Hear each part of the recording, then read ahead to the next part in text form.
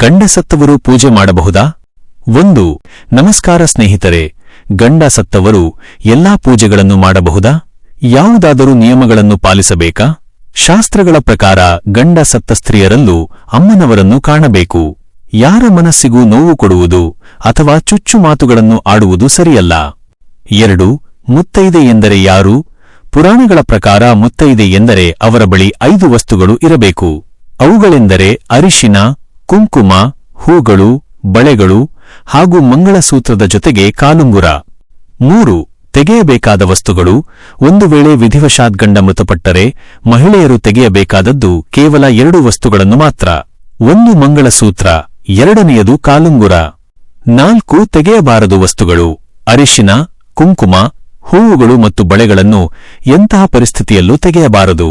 ಇವುಗಳನ್ನು ಬಲವಂತವಾಗಿ ಒರೆಸುವುದು ಅಥವಾ ಒಡೆದು ಹಾಕುವುದು ಅಜ್ಞಾನದ ಕೆಲಸ. 5. ತವರು ಮನೆಯ ಸೌಭಾಗ್ಯ. ಹೂವು, ಅರಿಶಿನ, ಕುಂಕುಮ ಮತ್ತು ಬಳೆಗಳು ಗಂಡನಿಂದ ಬಂದಿರುವುದಲ್ಲ. ಇವು ತವರು ಮನೆಯವರು ಅಥವಾ ತಂದೆ ತಾಯಿ ಮದುವೆಗೆ ಮುಂಚಿನಿಂದಲೂ ಕೊಟ್ಟಿರುವ ಸೌಭಾಗ್ಯಗಳು. ಇವುಗಳನ್ನು ತೆಗೆದರೆ ತವರು ಮನೆಗೆ ಅನಿಷ್ಟ ಉಂಟಾಗುತ್ತದೆ ಎಂದು ಹೇಳಲಾಗುತ್ತದೆ. 6. ವಿಜ್ಞಾನದ ಹಿನ್ನೆಲೆ. ಅರಿಶಿನ ಒಂದು ನೈಸರ್ಗಿಕ ಆಂಟಿಬಯೋಟಿಕ್. ಕುಂಕುಮವನ್ನು ನಾವು ಆಜ್ಞಾಚಕ್ರದ ಮೇಲೆ ಇಡುತ್ತೇವೆ. ಗಂಡ ಇಲ್ಲದ ತಕ್ಷಣ ಮಹಿಳೆಯರ ಆಜ್ಞಾಚಕ್ರ ಮಾಯವಾಗುವುದಿಲ್ಲ.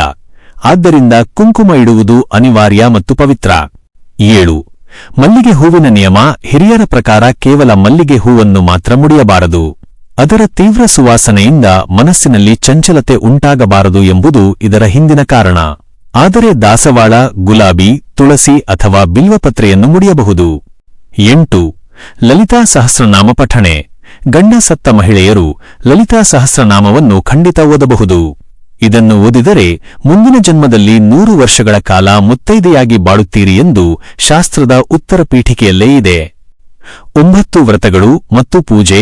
ಲಕ್ಷ್ಮೀ ಪೂಜೆ, ಗೌರಿ ಪೂಜೆ, ಸಂಕಷ್ಟಹರ ಚತುರ್ಥಿ ಅಥವಾ ಸತ್ಯನಾರಾಯಣ ಸ್ವಾಮಿ ಪೂಜೆಯನ್ನು ವಿಧವೆಯರು ಮಾಡಬಾರದು ಎಂದು ಎಲ್ಲಿಯೂ ಹೇಳಿಲ್ಲ. ಇವುಗಳನ್ನು ಮಾಡುವುದರಿಂದ ಅಮ್ಮನವರ ಅನುಗ್ರಹ ಲಭಿಸುತ್ತದೆ. 10. ಪುರಾಣದ ಸಾಕ್ಷಿಗಳು. ಕುಂತಿದೇವಿಯು ಪತಿ ಮರಣದ ನಂತರವೂ ಗಜಗೌರಿ ವ್ರತ ಮಾಡಿದ್ದರು. ರಾಮಾಯಣದಲ್ಲಿ ದಶರಥನ ಪತ್ನಿಯರು ಶ್ರೀರಾಮನ ಪಟ್ಟಾಭಿಷೇಕದಲ್ಲಿ ಅಕ್ಷತೆ ಹಾಕಿ ಆಶೀರ್ವದಿಸಿದ್ದರು.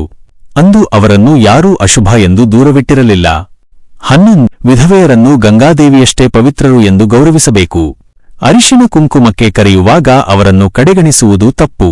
ಈ ಮಾಹಿತಿ ಇಷ್ಟವಾದರೆ ಲೈಕ್ ಮಾಡಿ, ಶೇರ್ ಮಾಡಿ ಮತ್ತು ನಮ್ಮ ಚಾನೆಲ್ ಸಬ್ಸ್ಕ್ರೈಬ್ ಮಾಡಿ. ಧನ್ಯವಾದಗಳು.